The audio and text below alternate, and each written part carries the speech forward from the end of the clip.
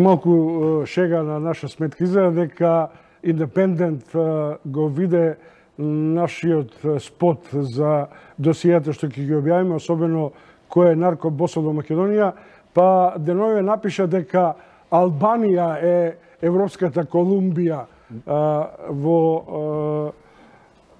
трансферот, па се повеќе во производството на марихуана и трансферот Independent забележува дека Албанија сега од една држава каде што нели се произведувала и се гаела таа дрога, сега станува еден од најголемите предузимачи во Европа, па можеби и во светот веќе полека, со тоа што преку нејзина територија и нејзината таа стока, би ја нарекле, нели, марихуаната, хашишот кој доаѓа, они велат доаѓа во облека, во кондури од Турција и преку бродовите од Латинска Америка, кокаинот пред се ги дистрибуира во земјите на Европската Унија. Интересно е дека Independent, јас кога го читав ова денеска, си велам ја открие Америка, па ние знаевме тука и од порано дека Албанија е и како голем производител. Јас мислам дека Рама или Бериша направи една спектакуларна акција во околината на Елбасан, да, точно. Во која цели плантажи на марихуани беа уништени, меѓутоа очигледно дека актерите не беа...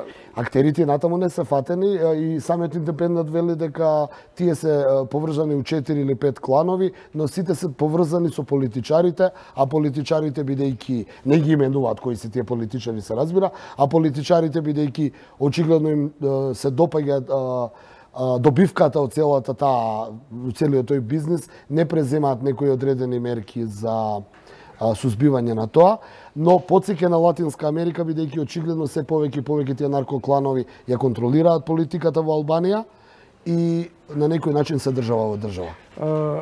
Она што е индикативно дека мафијата секоја се поврзува регионално. Црногорската исто така е многу силна, не знам дали се поврзани, но е факт дека кога таа ќе се инсталира огромна сума на средства и станува една голема пералница на пари и банки и во една или во друга држава. Дури се тврди тоа од ова време на њујоршките банди дека најголемите инвестиции на валканите пари потоа се во градежништвото. Во градежништвото. Токму и тоа е едно од забелешките, се вели дека Албанија е сиромашна држава, луѓето се некаде, ајде се наравна екзистенција е тежок збор, но нема голем стандард, а од друга страна како што патуваш по Албанија гледаш дека се гради преку ноќ и скапи комплекси, и скапи хотели, се е тоа нели надворешна инвестиција, но сепак градежништвото е едно од најглавните перални на пари. Нешто што сакам да забележам, а го нема во Independent, е таа поврзаност што ја рече пред малку, а тоа е дека наркодилерите и дрогата во Албанија зима голем замав при крајот на 90-тите години, па ме потсети она што го читавме во минатото, дека Србија беше една од тие која каде што царуваше со наркобизнисот, па како дојдоа санкциите и ембаргото, беше лицемерно, државите беа непријатели и конфронтирани, а наркомафиите заедно работеа, значи албанската и српската, во интерес на нивните цели, а тоа е да имат што поголем профит, да имат што повеќе пласман на својот производ во Европа. И затоа и оваа забелешка дека кон крајот на 90-тите ми текна на еден податок дека српската наркомафија, за да ги извлече тие добивки и таа роба што ја имаше, преку косовската и албанската мафија ја пласираше во Европа. Македонска ја штитиме малку. Па немаме податоци. Освен, например, дека на времето од депото на МЛР се изнесени кокаин. Исчезна, не знаеме дали се изнесени.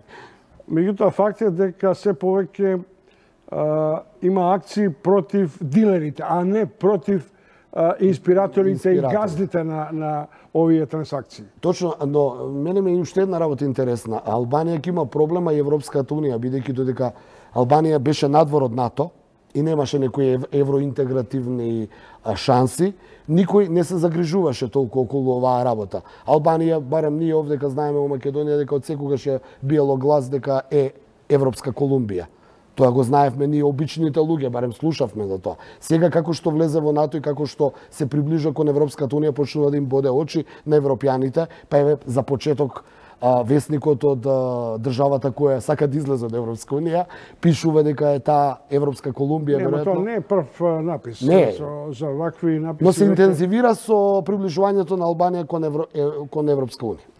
Барем тоа е моја некоја така забелешка која успеам да ја приметам, бидејќи Албанија одамна е во овој бизнис и одамна, како што велат, е голема добивката на наркодилерите.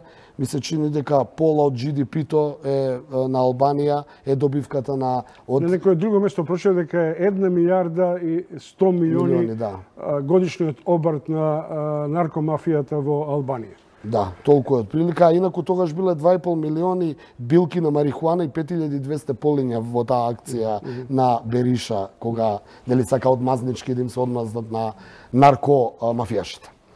Одлично се снаоѓаш, да ти кажам право. Венецуела, Брекзит, кокаин. Морам да признам дека Венецуела и кокаин ми е некако поблизу, ова ми е малце подалечно, бидејќи го сметам као регион. Да, гледаш, нема више Косово, Приштина, Белград, доста више со тоа. Изгледа дека ти е паднаа у сенка еден период. Па, еве ги, сега се интензивираат оваа недела, се очекува и ние објавивме тука уште прошлата недела дека најверојатно владата на Рамуш Харадинај ќе падне до петок, бидејќи еден од коалиционите партнери одлучи да ги скине цените. Тоа е една политичка дипломатска мимикрија. Тоа одамна се знаеше дека тоа така ќе паѓа за да бидат укинати и мерките.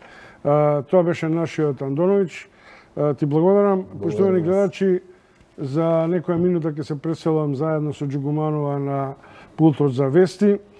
Следете, има неколку значајни содржини, меѓу другото, индикативно ми е дали е возможно македонските бизниси да се преселат во соседството под притисок на новите данъчни мерки и политики. Дали е исто така точно дека во Македонија постои на овој начин резерва околу најавените походи, економски походи на Заев. Со тоа ќе разговараме со председателката на Сојузот на стопанските комори на Македонија, Арсовска, а исто така ќе имате можност да гледате и други вести. Меѓу другото, и еден јасен преглед на нашиот деск околу ова пишување на Индепендент за албанската кокаинска врска.